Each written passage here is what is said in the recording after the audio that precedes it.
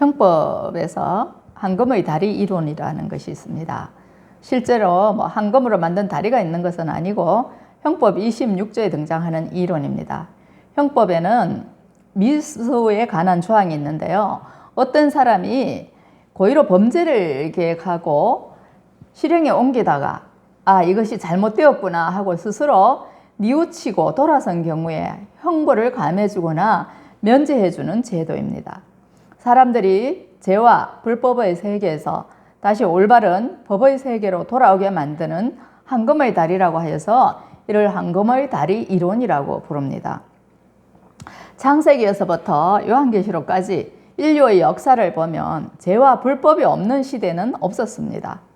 아담의 범죄 이후에 가인이 아벨을 죽이고 대대로 악인이 의인을 죽이는 역사가 반복되었습니다. 이 죄와 불법의 세계에서 올바른 법의 세계로 돌아오게 하는 것이 바로 하나님의 말씀입니다. 하나님은 그 말씀을 아브라함과 그의 후손들에게 주셨습니다.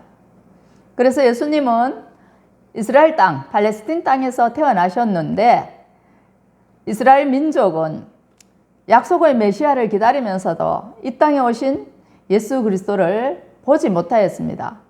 그래서 그들은 장님과 같았고 예수님으로부터 꾸지람을 많이 들었습니다.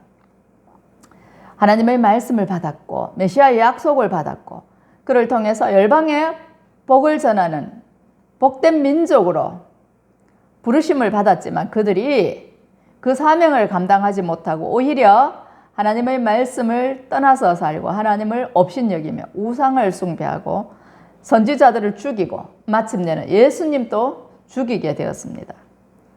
그들이 끝내 황금의 다리를 건너지 않으므로 필연적으로 화가 있게 되었습니다.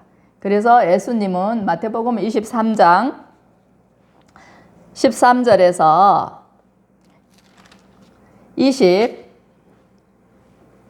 29절 그리고 35절까지 보면은 7번째 화까지 이렇게 선포를 하셨어요. 7번째 화, 완전수를 의미하는 건데 완전하게 심판이 있을 것임을 말씀하셨습니다. 먼저 우리가 본문을 보기 전에 예수님이 선포하신 7가지 화의 목록을 살펴보면 그렇습니다.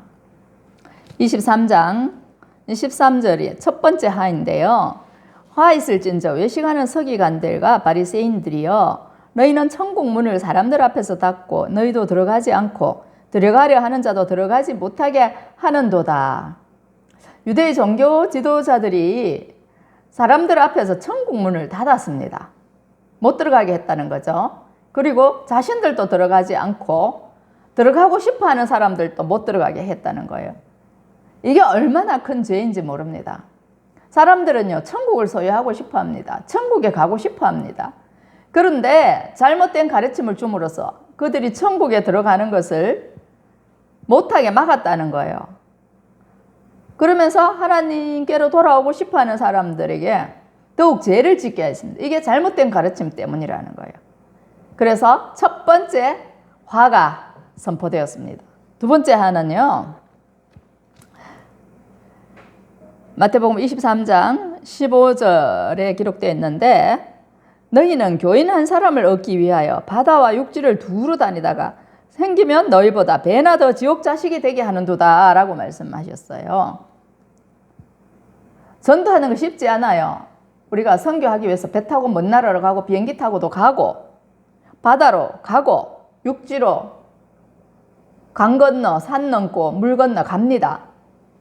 그렇게 해서 교인 한 사람을 얻으면요, 정말 하나님의 말씀을 잘 먹여서 올바르게 성장해서 천국에 들어가게 해야 되고 하나님이 기뻐하시는 일을 하게 해야 됩니다. 복음의 사람으로 만들어야 됩니다. 그런데요, 이 사람들을 잘못 가르쳐서 자기들보다 배나 더 지옥 자식이 되게 했다고 주님이 말씀하셨어요. 우리 사자성어에 청출어람이라는 말이 있죠. 스승이 제자보다 낫다는 의미인데 유대의 서기관과 바리새인들은 한 사람을 전도해서 스승보다 더 악하게 만들었습니다. 우리가요, 조폭 집단이 있습니다. 조폭은요, 사람을 깡패로 만드는 거예요. 선하게 만드는 집단이 아니라 멀쩡하던 사람도 깡패로 만들고 지옥의 자식이 되게 하는 그룹입니다. 그런데 조폭이 아니더라도 우리가 하나님의 말씀을 잘못 깨달아서 조폭보다 더 악한 사람으로, 하나님을 대적하는 사람으로, 지옥에 떨어갈 사람으로 만들 수가 있다는 거예요. 이게 심각한 오류입니다. 소위 종교 지도자라고 하는 사람들, 또 나라의 지도자라고 하는 사람들 가운데서 이런 일이 있을 수 있다는 거예요. 정치를 잘못 가르치고 교육을 잘못해서 지옥 자식이 되게 할 수 있는 가능성이 우리에게도 있다는 말씀입니다. 세 번째 하는요, 성전으로 맹세하면 아무 일 없거니와 성전의 금으로 맹세하면 지키라 한다. 이 성전은요, 하나님의 집입니다. 기도하는 곳이고 거룩하게 구별된 공간이죠. 하나님이 임재하지 않은 곳은 성전이라고 할 수 없어요. 그 성전 안에 금이나 기물들이 있을 수 있습니다. 금그릇도 있고요. 등잔대도 있을 수 있고요. 번제단도 있습니다.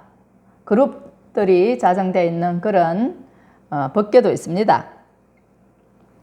그런데 너희가 말하되 누구든지 성전으로 맹세하면 아무 일 없거니와 성전의 금으로 맹세하면 지키지라 하는도다. 이게 무슨 말 같지 않은 말입니까? 성전으로 맹세한다는 것은 하나님의 이름으로 맹세한다는 거예요. 그런데 성전으로 맹세하면 아무 일도 없다. 그 지키지 않아도 되지만 성전의 금으로 맹세하면 지켜야 된다 말씀하는 거예요. 뭡니까? 하나님보다 물질을 더 사랑한다는 거예요. 그래서 주님이 어리석은 맹인들이라고 했어요. 어느 것이 크냐? 그 금이냐? 그 금을 거룩하게 하는 성전이냐? 성전에 들여진 예물이나 금은요, 성전에 있기 때문에 거룩한 것이에요. 또 18절을 보면 너희가 누구든지 제단으로 맹세하면 아무 일을 얻거니와 그 위에 있는 예물로 맹세하면 지킬지라 하는도다. 제단은요, 하나님께 제사 드리는 데 사용되는 장소입니다. 그 제단으로 맹세하면 아무 일 없다는 거예요. 그런데 그 예물을 가지고 맹세하면 지켜야 한다는 거예요. 그러니까 물질이 더 중요하다는 거예요. 물질. 눈에 보이는 물질. 맹인들이 어느 것이 크냐? 그 예물이냐? 그 예물을 거룩하게 하는 제단이냐? 우리가 본말이 전도되면 이렇게 된다는 거예요. 이 안에, 교회 안에 의자가 있고 탁자가 있고 강대상이 있고 마이크가 있고 하지만 하나님께서 이곳에 계시지 않고 하나님의 눈과 영이 이곳에 계시지 않으면 이런 것들이 무슨 소용이 있습니까? 하나님께서 이것들을 통해서 영광을 받으시고 이것이 하나님을 예배하는 데 쓰여지기 때문에 거룩한 거예요. 그런데 유대의 종교 지도자들이 엉터리로 가르치더라는 겁니다. 그래서 예수님께 화가 있을 것이라 책망을 받았습니다. 예수님은요, 마태복음 5장에서 맹세하지 말라 그랬어요. 하늘로도 맹세하지 말고 땅으로도 맹세하지 말라고 말씀하셨습니다. 그런데 이들은 이제 구약의 율법, 신명기에 나타난 누구든지 하나님께 서원한 것은 갚아야 된다는 것, 그런 조항을 들어서 이렇게 맹세에 관한 내용을 가르쳤습니다. 주님께서는 책망을 하셨고요. 이것이 세 번째 하가 되었습니다. 네 번째 하는요, 마태복음 23장 23절에 나타나 있는데 화 있을진저 외식하는 서기관들과 바리새인들이여 너희가 박하와 해양과 근처의 11조는 들이되 율법의 더 중한 바 정의와 긍휼과 믿음은 버렸도다. 그러나 이것도 행하고 저것도 버리지 말아야 할지니라 말씀하십니다. 박하와 해양과 근처는요, 이거 좀 향이 있는 채소들입니다. 요것들은 몇 그램 주스했으면 10분의 1을 정확하게 저울에 달아서 드려야 된다 이렇게 해서 아주 정확하게 했어요. 그런데 정작 율법의 정신인 정의와 규율과 믿음은 버렸다는 거예요. 신명기 14장 22절에서 23절을 보면 토지 소산 중에 곡식과 포도주와 기름의 11조에 관한 말씀이 있어요. 토지 소산에 곡식, 보리, 밀 이런 것들요. 11조를 창고에 드리라 했어요. 성전 창고에 드리라. 그래서 레위인들이 그걸 먹게 만들고 또 매 3년에 한 번씩 이 11조를 곡식의 11조를 드려서 고아나 과부들, 객들이 먹게 했습니다. 그것이 바로 하나님께서 만들어 주신 그 11조 개념인데요. 그들은 이 율법에 나타나지 않은 채소의 11조까지 드리도록 이렇게 만들어 놓았습니다. 그러면서 진짜 하나님을 사랑하고 사람을 긍휼히 여기는 그 인과 정과 믿음은 버렸다는 거예요. 작은 것을 소중히 여기고 큰 것은 버렸기 때문에 비유로 하루살이는 걸러내고 낙타는 삼킨다 이렇게 말씀하셨어요. 사람이 낙타를 어떻게 삼킵니까? 이것은 이제 유대인들이 포도주를 담으면 하루살이 같은 그 작은 곤충들이 거기에 꿰게 되는데요. 또 뭐 모기 같은 것도 그렇고 그런 것들을 꿰는데 그런 것들을 마시게 되면 부정해지기 때문에 체로 걸렀습니다. 포도주를 체에 걸러서 하루살이 같은 것들이 들어가지 못하도록 해서 마셨는데 요게 바로 박하와 해안가 근처의 11조는 드리면서 더 큰 정신을 버린 것을 비유로 말씀하시는 거예요. 낙타는요 삼킨다. 낙타는 사람이 삼킬 수도 없거니와 아주 큰 동물이죠. 그렇게 많은 차이가 난다는 것을 말씀하는 거예요.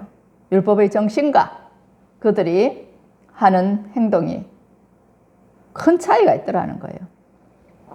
실제로 누가복음 19장 30절 이하를 보면 길에서 강도를 만난 사람이 있는데 그 사람이 다쳐서 피를 흘리며 쓰러져 있었는데요. 제사장과 레위인은 그냥 지나갔다 그랬습니다. 제사장은 하나님의 제사를 주도하는 사람이고 또 레위인들은 하나님의 말씀을 가르치며 살아가는 사람들이에요. 그런데 그 사람들은 그 죽어가는 그 사람 강도 만난 이웃을 두고 그냥 지나가 버렸습니다.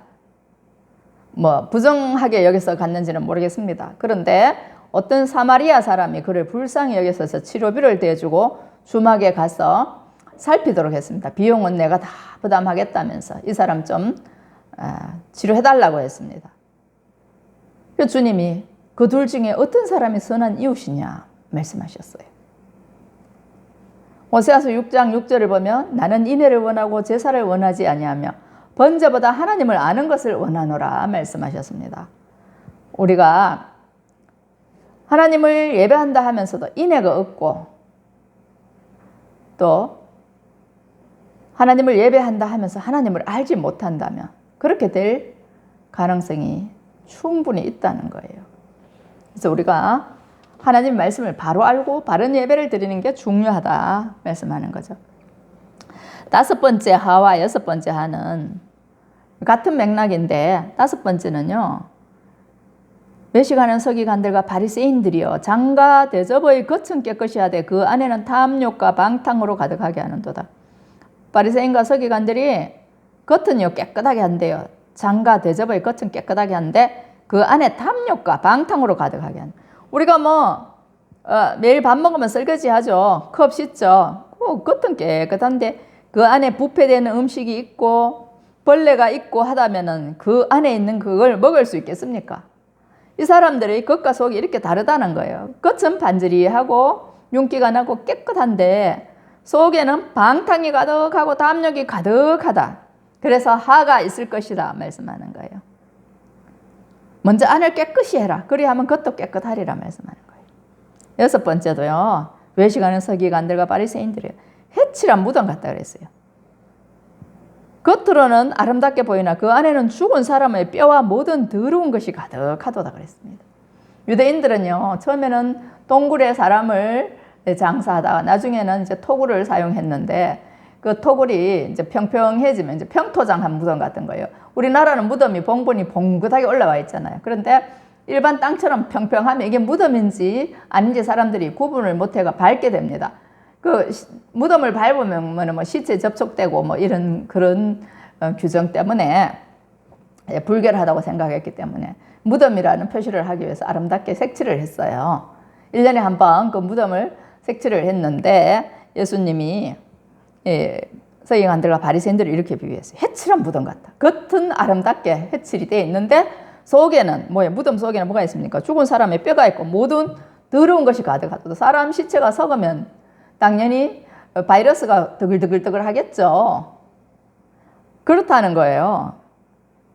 이와 같이 너희도 겉으로는 사람에게 옳게 보이되 안으로는 외식과 불법이 가득하도다 말씀하셨습니다. 우리가요 겉으로는 사람들에게 참 거룩하게 보이고 그럴싸하게 보이고 고상해 보이는데 그 나중에 알고 보면 그 속이요 너무나도 더러워서 냄새가 나는 경우가 있어요. 부린내가 나고 속에 오물이 가득 차 있는 것 같은 그런 사람들이 있단 말입니다.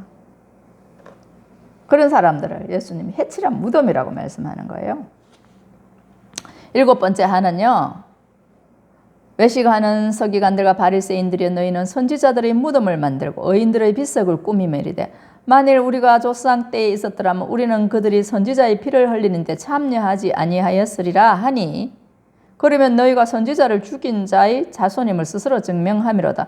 너희가 너희 조상의 분량을 채우라. 뱀들아 독사의 새끼들아 너희가 어떻게 지옥의 판결을 피하겠느냐. 마태복음 23장 29절에서 33절까지 말씀입니다. 주님이요 7번째 하를 선포하시는데 그게 바로 그 외식하는 서기관들과 바리새인들이라는 거예요. 그 사람들이 뭘 하느냐? 선지자들의 무덤을 만들어요. 메시아가 오십니다. 하나님이 말씀하십니다. 이렇게 하십시오. 돌아오십시오. 회개하십시오. 이렇게 한 사람들을 그들의 조상들이 죽였어요. 근데 그들의 무덤을 그 사람들이 만들었어요. 그리고 의로운 사람들의 비석을 꾸몄다는 거예요. 이것도 외식이죠. 선지자들의 무덤을 만들고 의인들의 비석을 꾸미고 세우는데 그들도 정작 선지자들을 죽이더라는 거예요. 그러면서 비석 꾸미고 무덤 만들고 하면서 하는 말이 우리가 우리 조상 때 있었더라면 우리는 선지자 피 흘리는데 우리가 가담하지 않았을 건데 이렇게 말한다는 거예요. 가정스러운 말입니다. 지금 그들도 선지자를 죽이는 거예요. 그리고 그렇게 말함으로써 그들의 조상들이 선지자들을 죽였다는 게 인정하는 게 되잖아요. 그리고 그 자손이라는 것을 스스로 증명한다 이렇게 말씀하는 거예요. 그러면서 이 사람들도 선지자들을 죽이고 또 앞으로 예수님도 죽일 것이기 때문에 너희가 너희 조상의 분량을 채우라. 이 피 흘리는데 굶주린 사람들 아직 그 분량이 차지 않았기 때문에 그 분량을 채우라는 거예요. 피의 잔을 마저 채우라 이렇게 말씀하시는 거예요. 주님이 너무나도 잘 아시기 때문에 신랄하게 말씀을 하셨어요. 막 면전에다 대놓고 팍팍 까시는 거죠. 이렇게 해도 이 사람들은 돌아오지를 않아요. 그러니까 이미 이 사람들은 심판을 피해갈 수 없기 때문에 예수님이 그렇게 강하게 말씀하셨습니다. 34절 보면 그러므로 내가 너희에게 선지자들과 지혜 있는 자들과 서기관들을 보내매 너희가 그 중에서 덜어는 죽이거나 십자가에 못 박고 그 중에서 덜어는 너희 해당에서 채찍질하고 이 동네에서 저 동네로 따라다니며 박해하리라. 진짜 그대로 이게 미래형인데 되었어요. 예수님도 십자가에 못 박죠. 이 사람들이. 또 스데반 순교자 야고보 같은 분들 죽였죠. 또 회당에서 채찍질도 하고요. 그 사도 바울 같은 사람들 예수 믿기 전에 예수 믿는 사람들 잡아주기 위해서 이 동네에서 저 동네로 공문서 가지고 따라다녔어요. 그러다가 다메섹 도상에서 꼬꾸라져서 예수님을 믿고 복음 전하는 사도가 되었는데 그도 유대인들에게 40에 하나 감한매를 여러 번 맞았다고 기록하고 있어요. 이렇게 하나님의 일을 하는 사람들을 핍박하고 채찍질하고요. 따라다니면서 박해하는 거예요. 죽이고.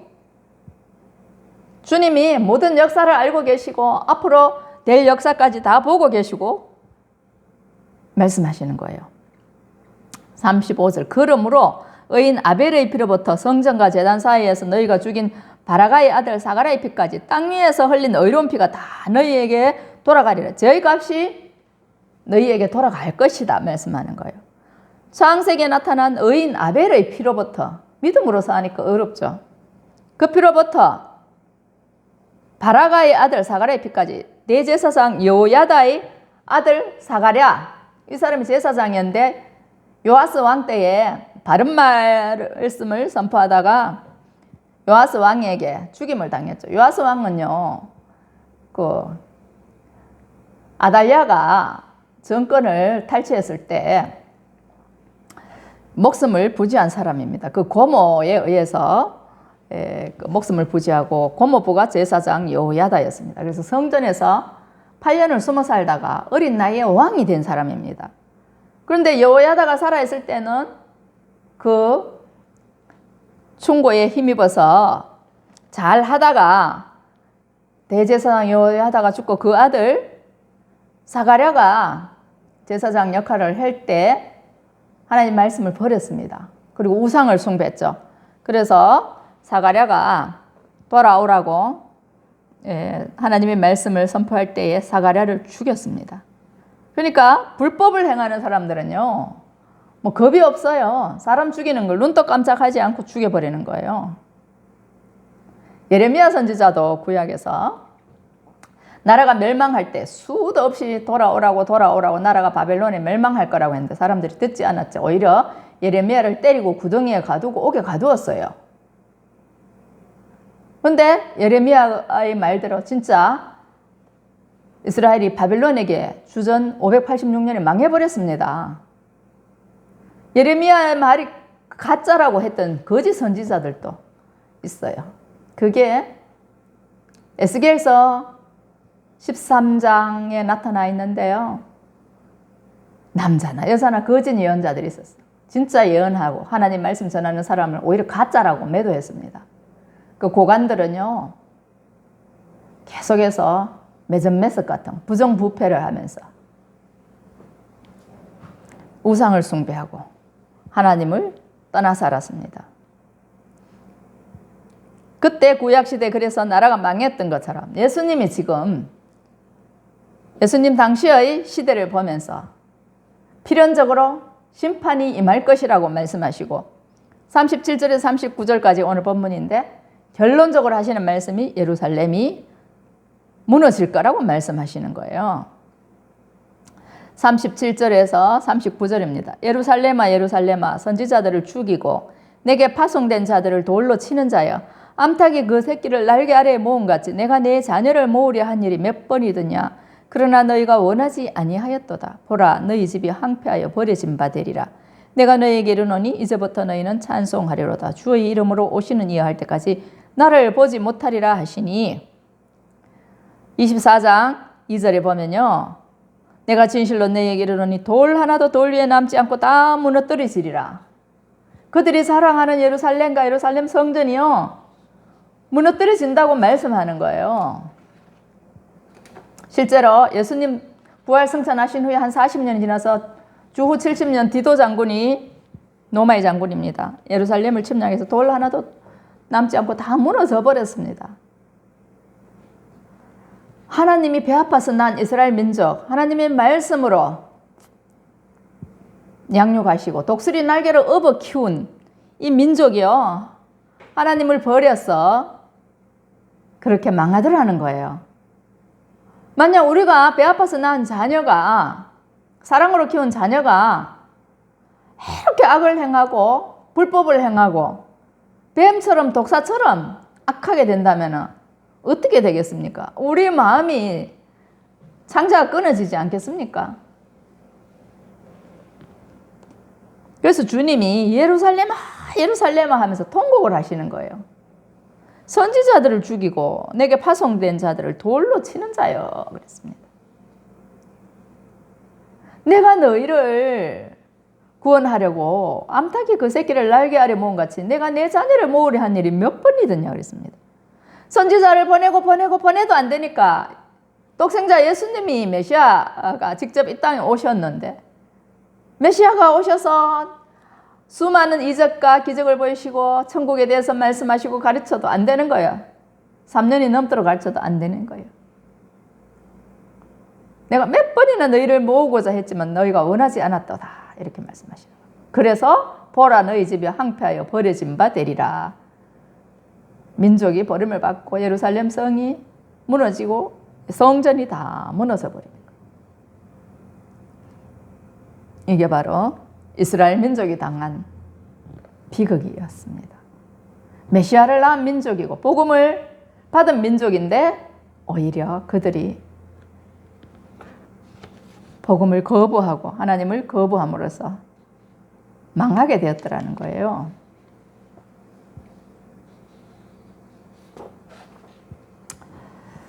예수님께서 요한복음 14장 6절에서 말씀하셨습니다. 내가 곧 길이요 진리요 생명이니 나로 말미암지 않고는 아버지께로 올 자가 없느니라.